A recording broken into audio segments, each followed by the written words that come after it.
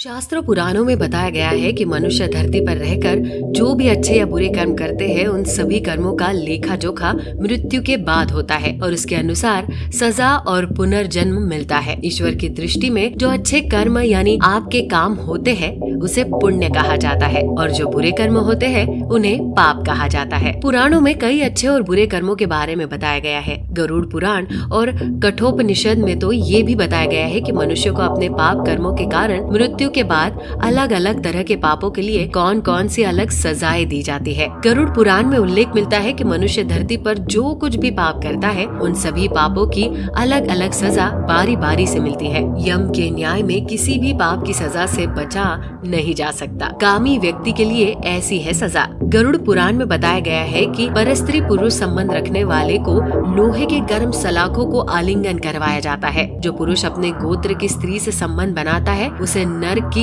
यातना को भोग कर लकड़बग्गा अथवा शाही के रूप में जन्म लेना पड़ता है। कुंवारी अथवा अल्पायु कन्या से संबंध बनाने वाले को नर की घोर यातना सहन करने के बाद अजगर योनि में आकर जन्म लेना पड़ता है। जो व्यक्ति काम भावना से पीड़ित होकर गुरु की पत्नी का मांग भंग करता है ऐसा व्यक्ति वर्षों तक नर की यातना सहने के बाद गिरगिट की योनि में जन्म लेता है। मित्र के साथ विश्वासघात करके उसके पत्नी से संबंध बनाने वाले को यमराज गधा की योनि में जन्म देते हैं। लेकिन व्यभिचार और धोखा देने से भी बड़ा एक पाप है जिसकी सजा कठोर है। महाभारत के समय एक व्यक्ति ने ऐसा पाप किया था लेकिन आजकल बहुत से लोग ऐसे पाप करने लगे हैं। जानिए क्या है ये पाप और इसकी सजा क्या है। कृष्ण की दृष्टि से ये है सबसे बड़ा पाप। भगवान श्री कृष्ण की दृष्टि में जो सबसे बड़ा पाप है वो है भ्रूण हत्या। महाभारत युद्ध समाप्त होने के बाद जब द्रोणाचार्य के पुत्र अश्वत्थामा ने उत्तरा के गर्भ में पल रहे बालक परीक्षित पर ब्रह्मास्त्र का प्रयोग करके उसकी हत्या कर दी तब भगवान श्री कृष्ण सबसे अधिक क्रोधित हुए। श्री कृष्ण ने उस समय ही घोषणा कर दी थी कि अश्वत्थामा का पाप सबसे बड़ा पाप है क्योंकि उसने एक अजन्मे बालक की हत्या की थी। श्री कृष्ण ने इस पाप की सजा स्वयं अश्वत्थामा को दी थी। श्री कृष्ण ने अश्वत्थामा के सिर पर लगा चिंतामणि रत्न छीन लिया और शाप दिया कि तुमने जन्म तो देखा है लेकिन मृत्यु को नहीं देख पाओगे,